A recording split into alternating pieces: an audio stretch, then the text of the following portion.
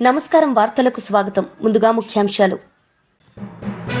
ఢిల్లీలో పీఎం మ్యూజియంలో జరిగే the life and legacy of PV Narasimha Rao అనే కార్యక్రమంలో పాల్గొన్న ముఖ్యమంత్రి నారా చంద్రబాబు నాయుడు.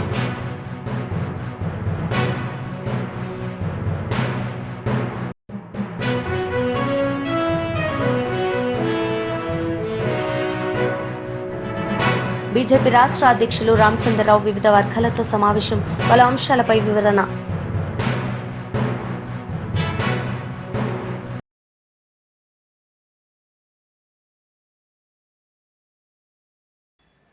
ఢిల్లీలో పీఎం మ్యూజియంలో జరిగే the life and legacy of PV Narasimha Rao అనే కార్యక్రమంలో పాల్గొన్న ముఖ్యమంత్రి శ్రీ నారా చంద్రబాబు నాయుడు ఈ సందర్భంగా ఆయన ప్రసంగించారు.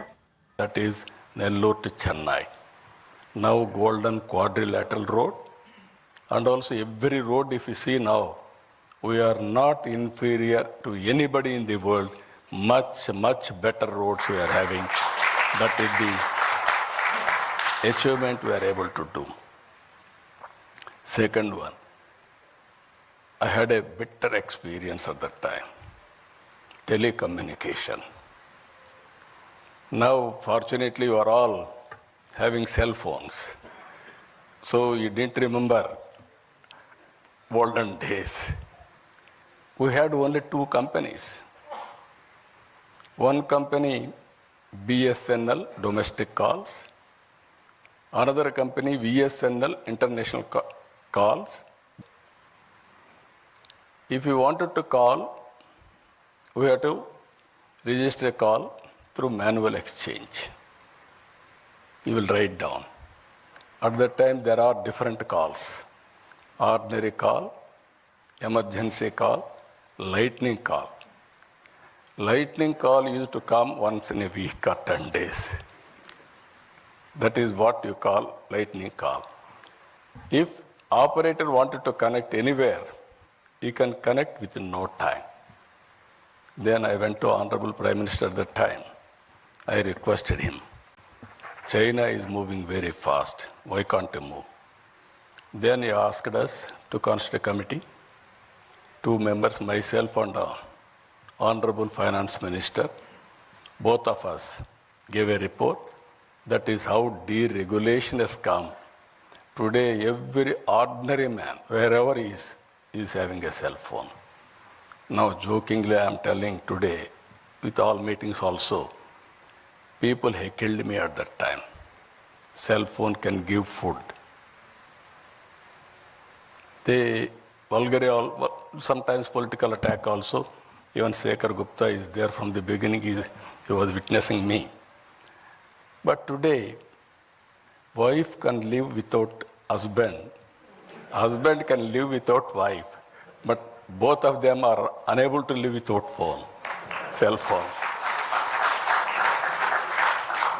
Cell phone has become a biggest instrument wherever you are, whatever you want to do. Only cell phone is enough to complete your transactions, identity, business, or you wanted to. Nowadays, so many things.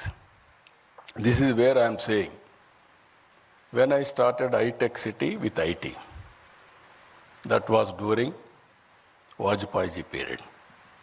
That was in Hyderabad.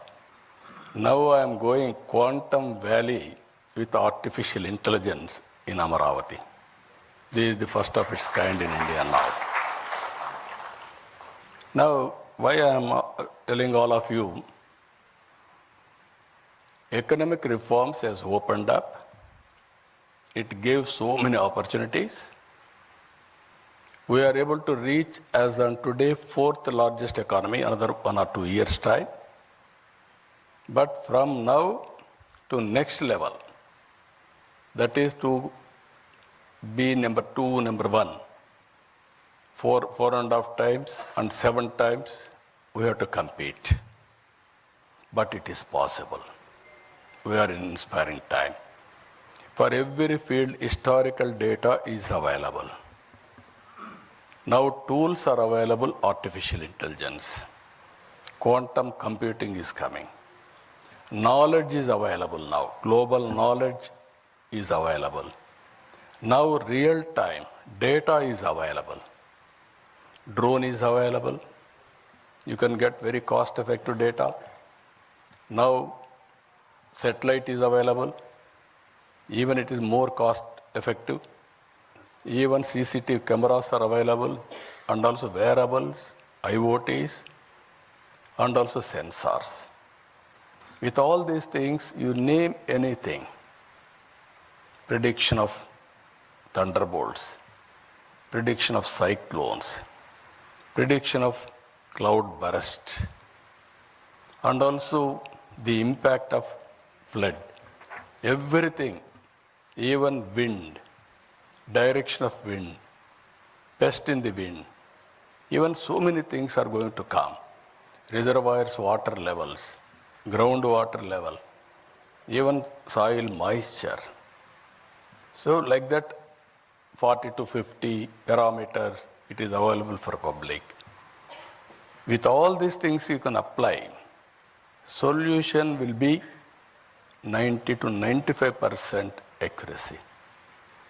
But how to use all these things, that is the leadership quality. So I am saying today, we are inspiring. శాసన మండలి chief whip Panchumarthi Anuradha media సమావేశం నిర్వహించారు. ఈ సందర్భంగా ఆమె మాట్లాడారు. తిరిగాడు, అన్ని చోట్ల రెచ్చగొట్టే విధంగా మాట్లాడుతూ ఉన్నాడు. చీకటి అంటాడు, చీకట్లో అన్ని చేసేయాలంటాడు. తెల్లారి ఎవరికి తెలియకుండా వెళ్ళి పరామర్శించాలంటాడు. ఇష్టం వచ్చినట్టుగా వైసీపీ కార్యకర్తల్ని రెచ్చగొట్టే విధంగా ఇష్టం వచ్చినట్టుగా మాట్లాడుతూ ఉన్నాడు. అవినీతిలో దిట్టైన ఈ పేర్నేని నాని, 100 ఎకరాలు కబ్జా చేసేసిన ఈ పేర్నేని నాని, హైవేలు సైతం వదిలిపెట్టకుండా ఎకరాలు మింగేసిన ఈ నాని, ఈ పేర్నేని నాని, ఇక్కడే కాకుండా మహబూబ్ నగర్లో, విజయనగరంలో కూడా 1000 ఎకరాలు కబ్జా చేసేసిన ఈ పేర్నేని నాని, చేపల చెరువులు అదేవిధంగా పార్కులను కూడా వదిలిపెట్టకుండా తన ఖాతాలో వేసుకున్న ఈ పేర్నేని నాని, చివరికి రేషన్ బియ్యం కుంభకోణంలో, ఆ అవినీతిలో ఇతనితో పాటు ఇతని భార్యని కూడా దొంగని చేసిన ఈ పేర్నేని నాని, మహిళల ఆత్మగౌరవం గురించి మాట్లాడుతూ బీసీ మహిళని రాజకీయంలోకి రచ్చరచ్చ చేసి లాక్కొచ్చి రాజకీయం చేసి లా అండ్ ఆర్డర్ లేకుండా ఈ రాష్ట్రాన్ని చేసి ఏదో బావుకుందామని చెప్పి ముందుకు బయలుదేరాడు ఈ పేర్నేని నాని. ఖబర్దార్ పేర్నేని నాని, రాష్ట్రంలో జరిగే అభివృద్ధిని, సంక్షేమాన్ని ఎవరికి రికార్డ్ అవ్వకుండా ఉండటం కోసం ఊళ్ళు పట్టుకు తిరుగుతావా నువ్వు? ఊళ్ళు పట్టు తిరగటమే కాకుండా విధ్వంసాన్ని సృష్టించడానికి నీ కార్యకర్తలు సైతం అందరినీ రెచ్చగొట్టి ప్రజల్ని భయభ్రాంతులు చేసే ప్రయత్నం చేస్తావా? ఆ వీడియోలన్నీ ఈరోజు ప్రజలకి తెలిసేలాగా ఆ వీడియోని కూడా ఈరోజు నేను డిస్ప్లే చేయబోతున్నా.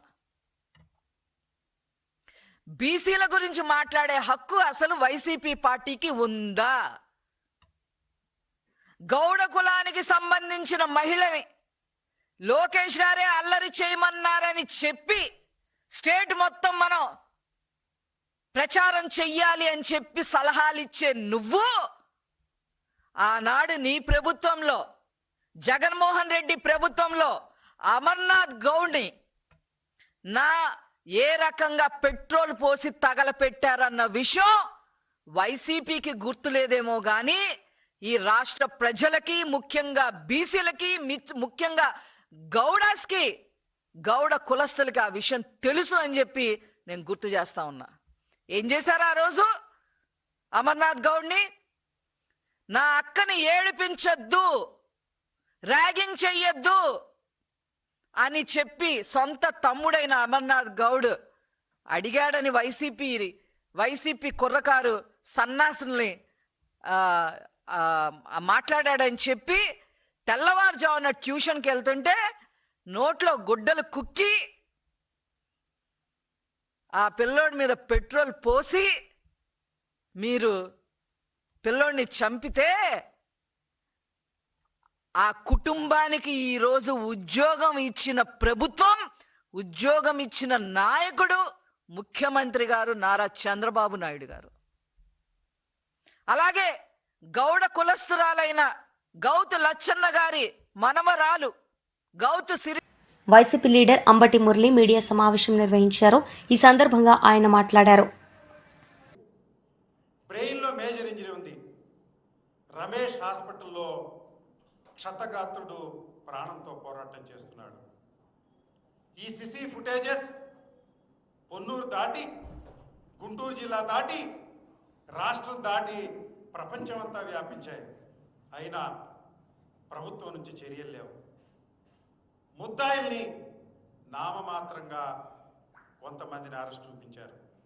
సంఘటన 5 గంటల 5 నిమిషాలకు జరిగితే 5 గంటల 30 నిమిషాలకు స్థానిక పోలీసులు వచ్చి అక్కడ ఉన్నటువంటి సీసీ ఫుటేజెస్ హార్డ్ కాపీసు, ఆ టీ స్టార్ అతను ఫోన్ తీసుకుని వెళ్ళిపోయి ఇది యాక్సిడెంట్గా చిత్రీకరించడానికి ప్రయత్నం చేస్తున్నప్పుడు కొంతమంది వైఎస్ఆర్ కాంగ్రెస్ పార్టీ కార్యకర్తల దగ్గర, ప్రజల దగ్గర ఆ ఫుటేజెస్ అంతకు ముందే వేరే ఫోన్లోకి రావడం వల్ల అవి బయట పెట్టినప్పుడు ప్రపంచవ్యాప్తంగా వెళ్ళటం వల్ల గత్యంతరం లేక 307 కేసుని రిజిస్టర్ చేశారు. ఎవరి నాగమల్లేశ్వరరావు? నాగమల్లేశ్వరరావు కుటుంబం దళిత కుటుంబం. 1948వ సంవత్సరం నుంచి వారి తాతగారు జిల్లా బోర్డు మెంబర్. వారి కుటుంబమే గత 50-60 సంవత్సరాల నుంచి ఆ గ్రామంలో సర్పంచ్గా, ఎంపీటీసీగా ఎన్నుకవుతా ఉంది. ఒక్కసారి కూడా తెలుగుదేశం పార్టీ ఒక ఎంపీటీసీ కానీ, ఒక సర్పంచ్ కానీ ఆ గ్రామంలో గెలిచిన దాఖలాలు లేవు. నాగమల్లేశ్వరరావు 4 పర్యాయాల నుంచి సర్పంచ్గా ఎన్నికవుతూ ఉన్నాడు. నా పక్కన కూర్చున్నటువంటి అమరేందర్ మరో సోదరుడు ఎంపీటీసీ. నా ఎడమ పక్కన కూర్చున్నటువంటి బొనిగెల వేణుప్రసాద్ 1987లోనే ఎంపీపీ చేశాడు పొన్నూరు రూరల్ మండలానికి. దళిత కుటుంబంలో పుట్టి ఒక ఆసామి, 30-40 ఎకరాల పొలం, అంబేద్కర్ స్ఫూర్తితోటి ఎదిగినటువంటి కుటుంబం. 4 సోదరులుంటే 4 సోదరుల్లో 3 సోదరుల భార్యలు, ఒక ఆర్డీఓ, ఒక ఆమె డిప్యూటీ డైరెక్టర్ స్టాటిస్టిక్స్, మరొక ఆమె బ్యాంక్ మేనేజర్. టోటల్గా వీరి పిల్లలందరూ కూడా సాఫ్ట్వేర్ ఇంజనీర్లు. అంటే అంబేద్కర్ స్ఫూర్తితోటి ఈ కుటుంబం చదువుకుని ఆసామి కుటుంబం అంటే మన్నవ గ్రామం అది రిజర్వ్ అయినా అవ్వకపోయినా ఈ కుటుంబమే ఎంపీటీసీ సర్పంచ్ గెలుస్తూ ప్రజాభిమానాన్ని పొందింది. తెలుగుదేశం పార్టీకి అక్కడ ఎంత బలం ఉందయ్యా అంటే ఏ ఒక్కసారి కూడా ఇంతవరకు సర్పంచ్ కానీ ఎంపీటీసీ కానీ గెలవలేదు.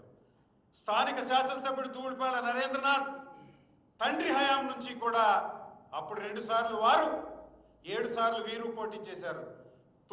వైసీపీ లీడర్ మీడియా సమావేశం నిర్వహించారు. ఈ సందర్భంగా ఆమె మాట్లాడారు. సో ఇక్కడికి వచ్చిన మా మహిళా మండలందరికీ కూడా ధన్యవాదాలు తెలుపుకుంటూ థ్యాంక్ యూ. ఈరోజు విజయవాడ నగరంలో ఉన్న తుమ్మలపల్లి కళాక్షేత్రం దగ్గర జ్యోతిరావు పూలే విగ్రహానికి ఈరోజు ఏదైతే బీసీ మహిళ మీద జరిగిన దాడికి నిరసనగా మా ఎమ్మెల్సీలు కళ్యాణి గారు, కల్పలత గారు, మా డిప్యూటీ మేయర్ శైలజ గారు, దుర్గా గారు, అలాగే మా కార్పొరేటర్లు, అలాగే మా మహిళా విభాగము, మా మహిళా జిల్లా అధ్యక్షులు, అలాగే రాష్ట్ర స్థాయి, జిల్లా స్థాయి, మండల స్థాయి అందరూ మళ్ళందరం రావటం జరిగింది. ఏంటి ఈ పరిస్థితి? ఏంటి అసలు ఆంధ్రప్రదేశ్లోన ఏ రకంగా రెడ్ బుక్ రాజ్యాంగం నడుస్తుంది, ఏ రకంగా మహిళలకి భద్రత లేకుండా పోతుంది అన్నది ఈరోజు మనం చూస్తున్నాము. ఈరోజు మనకి 3 రోజులు అయినా కానీ కేసు ఎక్కడా తీసుకోకపోవటము, అలాగే ఉప్పల హారిక గారికి ఏ రకంగా వాళ్ళు దాడి చేశారన్నది ప్రతి ఒక్కరు చూశారు. ఈరోజు ఆంధ్రప్రదేశ్లో సాక్షి టీవీ ఆపేశారు. ప్రజలకి ఎలాంటి విషయాలు వైఎస్ఆర్సీపీ పార్టీ తరఫున తెలియకుండా రాష్ట్ర వ్యాప్తంగా సాక్షి టీవీని రాకుండా చేస్తున్నారు. కానీ వాళ్ళు ఏదైతే వాళ్ళకి డబ్బా కొడతారో, ఏదైతే వాళ్ళకి భజన చేస్తారో ఆ ఛానళ్ళు మాత్రం కనిపిస్తూనే ఉంటున్నాయి. ఈరోజు మా మహిళా మనుల మీద జరుగుతున్న వైఎస్ఆర్సీపీ పార్టీ మహిళా మనుల మీద జరుగుతున్నాయి, నాయకుల మీద జరుగుతున్నాయి. సోషల్ మీడియాలోన చిన్నది ఏదైనా ఇష్యూ పెట్టినా కానీ ఆ మహిళలను కూడా రాత్రి పగలు లేకుండా వాళ్ళు కూడా తీసుకెళ్ళి వాళ్ళ విచారణ పేరుతోటి తీసుకెళ్ళి వాళ్ళు ఎంత దారుణంగా ఈరోజు హింసిస్తున్నారో మనం చూస్తున్నాం. కానీ ఒక జెడ్పీ చైర్పర్సన్ మీద ఈరోజు దాడి జరిగితే మాత్రం స్పందించే వాళ్ళు ఈ రాష్ట్రంలోన ఎవ్వరూ లేరు. ఈ రాష్ట్రంలో ముఖ్యమంత్రి, హోమ్ మినిస్టరు, డిప్యూటీ సీఎం అందరూ పడుకున్నారు. ఈరోజు వాళ్ళు తెలుగుదేశం నాయకులకి, తెలుగుదేశం కార్యకర్తలకి, తెలుగుదేశం మహిళా నాయకులకు మాత్రమే వాళ్ళ సీఎంలు, డిప్యూటీ సీఎంలు కానీ ఆంధ్రప్రదేశ్లో ఉన్న ప్రజలందరికీ వాళ్ళు కాదు. ఈరోజు ఒక జెడ్పీ చైర్పర్సన్గా ఉన్న వ్యక్తి తన పార్టీ మీటింగ్కి తను వెళ్తుంటే ఈ రకంగా తనని అటకాయించడం కానీ, తను భయభ్రాంతులకు గురి చేయడం కానీ ఈరోజు జ్యోతిరావు పూలే గారు మనం ఆదర్శంగా తీసుకున్నాం. దేనికి ఆదర్శంగా తీసుకున్నాం? ఆయన భార్యని సావిత్రిరావు పూలే గారిని విద్యావంతులను చేసి మిగతా మహిళలందరికీ విద్యని నేర్పించాలి అన్న ఒక మంచి ఉద్దేశంతో ఆయన భార్యను విద్యావంతురాలను చేసి బయటికి తీసుకొచ్చి మిగతా మహిళలకి విద్య నేర్పించిన వ్యక్తి జ్యోతిరావు పూలే గారు. అదే ఆశయాలతో జగన్మోహన్ రెడ్డి గారు 50% జనరల్ మాజీ మంత్రి జగదీష్ రెడ్డి మీడియా సమావేశం నిర్వహించారు. ఈ సందర్భంగా ఆయన మాట్లాడారు. ఎందుకంటే ముఖ్యమంత్రి మాట్లాడిన దాంట్లో నిజం ఉంటే స్పందన వస్తుంది. నాయకుడు మాట్లాడే మాటకి వాళ్ళ జీవితానికి సంబంధం ఉంటే ప్రజల నుంచి రెస్పాన్స్ వస్తుంది. మహిళల్ని లక్షాధికారులను కాదు కోటీశ్వరులను చేస్తున్నాం, మొత్తం మీరే బస్సుల ఓనర్లు, మొత్తం పవర్ ప్లాంట్లకు మీరే ఓనర్లు,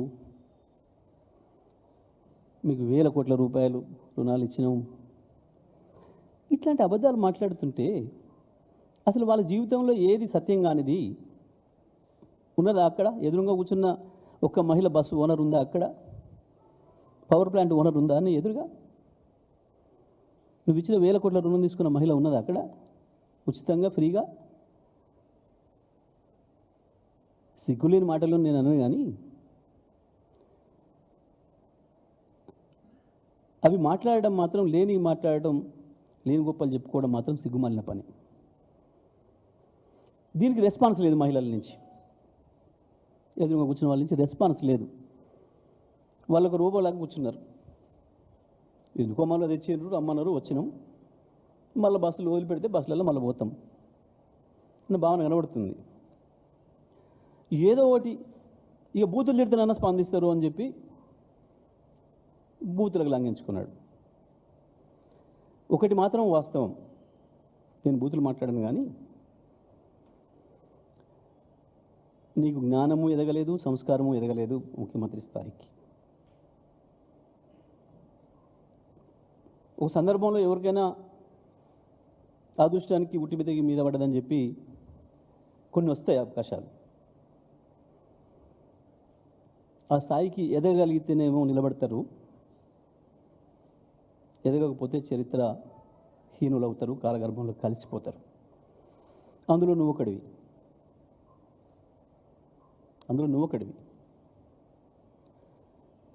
ఇక నువ్వు మాట్లాడిన అబద్ధాలు నవ్వుకుంటున్నారు ప్రజలు. ఏం మాట్లాడినావు నువ్వు? రేషన్ కార్డుల మీదనే మాట్లాడదాం మొట్టమొదలు, మిగతా తర్వాత పోదాం. రేషన్ కార్డులు గత ప్రభుత్వ హయాంలో, కేసీఆర్ ప్రభుత్వ హయాంలో ఒక్కటి కూడా ఇవ్వలేదు.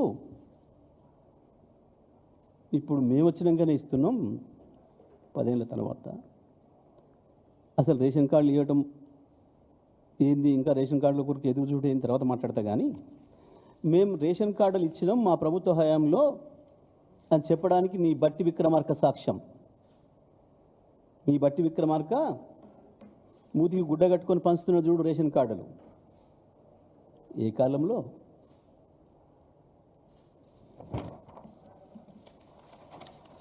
ఇగో ఇది మహిళ చేతికి అందిస్తున్నాడు చూడు రేషన్ కార్డు. దాంట్లో రాసి ఉన్నది అసెంబ్లీలో కాంగ్రెస్ ఫ్లోర్ లీడర్ బట్టి విక్రమార్క గారు 7వ తారీఖు జూలై 26, 2021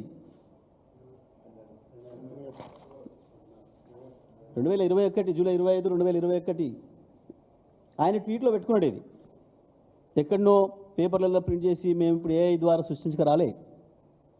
ఇది ఆయన ట్వీట్. మీరు ఇవాళ తీస్తే కూడా ఉంటుంది. ఈ రెండు వారియే. ఓకే, ఇక మీరు ఈ మధ్యన ఎగిరెగిరి పడుతున్న కొత్త బిచ్చగాడు. బీజేపీ రాష్ట్ర అధ్యక్షులు రామచంద్రరావు వివిధ వర్గాలతో సమావేశం నిర్వహించారు. ఈ సందర్భంగా ఆయన మాట్లాడారు. ఎంపీ కూపన్ ఏదో తీసుకోవాలి, బ్లాక్లో కూడా తీసుకునేది. కానీ ఇప్పుడు ఒక్కొక్క కనెక్షన్ కాదు, 2 కనెక్షన్లు వెంబడే వస్తున్నది. మేము చిన్నప్పుడు మా హైదరాబాద్ నుంచి మా ఊరికి రావాలంటే 4.5 గంటలు పెట్టేది. ఒక సిమెంట్ రోడ్ ఉంటుండే హైదరాబాద్ నుంచి సూర్యాపేట దాకా, సూర్యాపేట నుంచి గోవా దాకా ఓన్లీ 1 లైన్, డబుల్ లేన్ అనుకో, అటు ఇటు. అందరు యాక్సిడెంట్లు అవుతూ ఉండే. ఈ యాక్సిడెంట్ అవుతున్న సమయంలో చాలా యాక్సిడెంట్ పెరిగినాయి. ఉన్నది హైదరాబాద్ విజయవాడ రోడ్డు, గ్రీన్ఫీల్డ్. ఖమ్మం పోవాలంటే 60 గంట పట్టేది మనకు. కానీ మొన్న నేను జస్ట్ కేవలం 16 నిమిషాల్లో వచ్చాను. నేను మీటర్ పెట్టుకున్నాను. నేను 16 నిమిషాల్లో గ్రీన్ఫీల్డ్ ఇవన్నీ వచ్చినాయి. అంటే భారతదేశంలో ఎందుకు ప్రగతి జరగట్లేదు, ఎందుకు అభివృద్ధి జరగట్లేదు? ఒక ఫేజ్ మనం చూస్తే 2014 ముందు మన దేశంలో 70 ఎయిర్పోర్ట్లు ఉండే. ఇప్పుడు 150 ఎయిర్పోర్ట్లు ఉన్నాయి. 10 సంవత్సరాల్లో 75 ఇంకా పెరిగినాయి అక్కడ మనకు. మన దేశంలో ఆ రోజు 14 కిలోమీటర్లు, 8 కిలోమీటర్ల రోడ్డు ప్రతిరోజు పడుతుంటే ఈరోజు 36 కిలోమీటర్లు ప్రతిరోజు మనకు రోడ్డు పడతా ఉంది మన దేశంలో. అందులో భాగంగానే మనం చూస్తున్నాం. మనం ఎక్కడో కాదు, మన ప్రాంతమే చూస్తూ ఉన్నాం. 13 జాతీయ రహదారులు ఈరోజు తెలంగాణకు రావడం జరిగింది. ఆ మధ్య ఎవరు అన్నారు ల్యాండ్ రేట్లు పెరుగుతుంటే ల్యాండ్ రేట్స్ ఒక అందం చూసి పెరగట్లేదు, ఈ జాతీయ రహదారులు వచ్చినందుకు పెరుగుతున్న విషయాన్ని మనం గుర్తుపెట్టుకోవాలి. ఎవరి వల్ల కూడా పెరిగింది కాదు. అది ఇన్ఫ్రాస్ట్రక్చర్ డెవలప్ అవుతూ ఉన్నాయి. కొత్త మన చాలా మంది ఇక్కడ నుంచి యూరోప్లో ఇప్పుడంతా పెరిగారు కాబట్టి యూరోప్, అమెరికా పోయిన వాళ్ళు చాలామంది ఉన్నారు ఇక్కడ. అక్కడ మనం రైల్వే లైన్ ఎక్కితే, రైలు ఎక్కితే అమ్మ ఎంత బాగుంది అనేవాళ్ళం. ఈ యొక్క 10 సంవత్సరాల్లో, ఈ కొన్ని సంవత్సరాల్లోనే మన దేశంలో దాదాపు 36 వందే భారత్ వచ్చినాయి. దాంట్లో 4 మన తెలంగాణ, ఆంధ్రాకి ఇచ్చేటట్టు.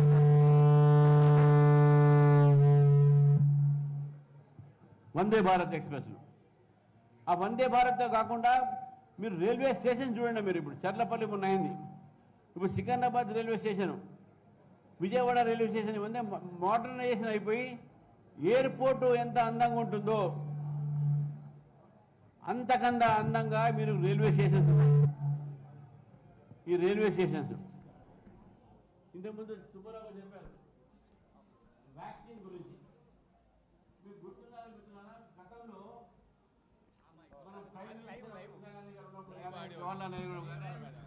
ఇతర దేశాలకు, భారతదేశానికి ఆదుకోండి, మాకు బియ్యం ఇవ్వండి, గోధుమలు ఇవ్వండి, మాకు నిధులు ఇవ్వండి అని చెప్పి భిక్షమడుకోవడానికి పోయేదే. భారతదేశం అప్పుడు ఒక భిక్షగాడి దేశంగా, థర్డ్ వరల్డ్గా, ఒక ఎదుగుతున్న ప్రాంతాన్ని థర్డ్ అంటే 3వ ప్రపంచంలో వాళ్ళ మా దేశం కింద చూసేది. కానీ ఈరోజు భారతదేశము ఎవరి ముందు చేయి చాపాల్సిన అవసరం లేదు. మనమే ఇతర దేశాలకు ధాన్యం ఎక్స్పోర్ట్ చేస్తూ ఉన్నాం, ఇంపోర్ట్ చేయట్లే.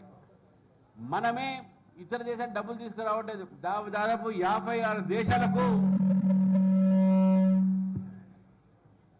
56 దేశాలకు మనం ఆర్థిక సహాయం చేస్తూ ఉన్నాం. మన భారతదేశంలోనే 140 కోట్ల మందికి ఉచితంగా వ్యాక్సిన్ ఒకసారి కాదు, 2 సార్లు కాదు, బూస్టర్ డోస్ కూడా మనం ఇచ్చినాం. ఇక్కడ ఎవరైనా డబ్బు పెట్టి వ్యాక్సిన్ కొనాలా చెప్పండి? ఏది ఎవరు కూడా కొనలే. మన దేశంలోనే కాదు, దాదాపు. వార్తలు ముగించే ముందు ముఖ్యాంశాలు మరోసారి. ఢిల్లీలో పీఎం మ్యూజియంలో జరిగే the life and legacy of PV Narasimha Rao అనే కార్యక్రమంలో పాల్గొన్న ముఖ్యమంత్రి నారా చంద్రబాబు నాయుడు.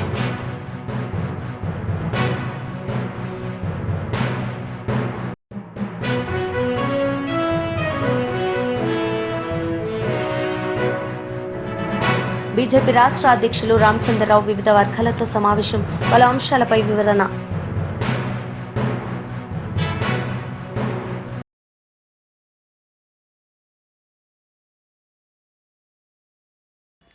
ఈ వార్తలు ఇంతటితో సమాప్తం. తిరిగి ప్రసారమయ్యే వార్తల్లో మళ్ళీ కలుద్దాం. అంతవరకు సెలవు. నమస్తే.